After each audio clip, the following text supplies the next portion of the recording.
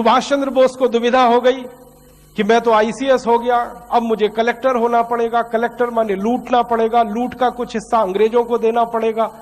तो उनके मन में यह घमासान शुरू हुआ कि मैं इस लूट में शामिल हो जाऊं या लूट की व्यवस्था के बाहर निकलकर देश के लिए काम करूं। अंत में उनके दिल ने कहा कि तुमको तो लूट में शामिल होना नहीं है, क्योंकि तुम्हारा जन्म इसके लिए हुआ नहीं है। उन्होंने नौकरी को रिजाइन किया। जब उन्होंने इस्तीफा लिखा था तो ब्रिटिश सिस्टम में हड़कंप मच गया था, क्योंकि भारत में कई लड़के पहले आईसीएस बन चुके थे, किसी में हिम्मत नहीं हुई थी इस्तीफा देने की।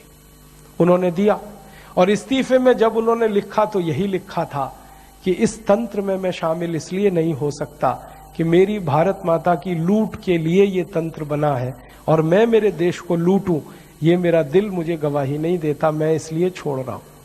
रिजाइन किया, बोरिया बिस्तर समेट के भारत वापस आ गए। पिताजी के दिल पर वज्रपात हो गया कि बेटे ने आईसीएस को लात मार दी। तो बेटे ने पिता को समझाया कि इस नौकरी में तो मैं लात ही मारूंगा हर बार, जब तक भारत को लूटने की व्यवस्था ये करेगा तंत्र, तब तक मैं इसमें शामिल नहीं हो सकता। इसलिए आईसीएस को छोड़ा। और जैसे ही आईसीएस छोड़ी उन्होंने, तो सारा देश उनके लिए खड़ा हो गया।